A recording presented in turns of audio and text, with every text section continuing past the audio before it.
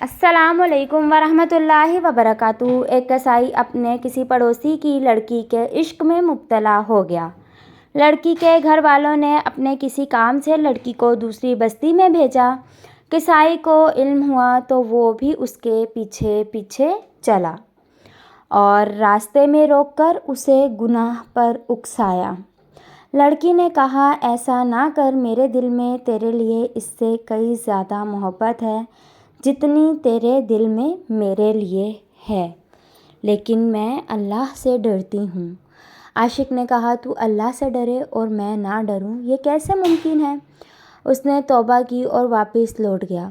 راستے میں اسے پیاس لگی اور اتنی شدت سے لگی کہ موت قریب نظر آنے لگی۔ اتنے میں بنی اسرائیل کے انبیاء میں سے کسی نبی کا قاصد آیا اور اس کا حال دریافت کیا۔ اس نے کہا، میں پیاسا ہوں۔ قاصد نے کہا، آؤ ہم دونوں مل کر دعا کریں کہ اس گاؤں تک پہنچنے کے عرصے میں ہم پر ابر کا سایہ رہے۔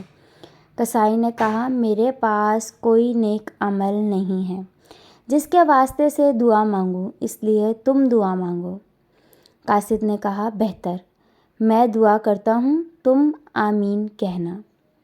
قاصد نے دعا شروع کر دی اور وہ شخص آمین کہتا رہا، یہاں تک کہ ابر کا ایک ٹکڑا ان دونوں پر سایہ فگن ہو گیا۔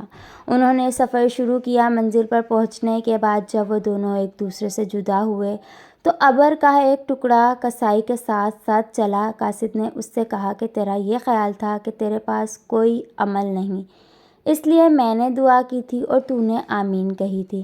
اب میں یہ دیکھتا ہوں کہ ابر کا وہ ٹکڑا جو ہم دونوں پر سایہ کیے ہوئے تھا تیرے ساتھ ساتھ چلا جاتا ہے، اس کی وجہ کیا ہے؟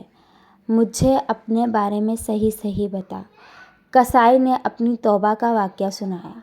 قاصد نے کہا، اللہ کے نزدیک تائب توبہ کرنے والے کی جو قدر و قیمت ہے وہ کسی دوسرے کی نہیں ہے۔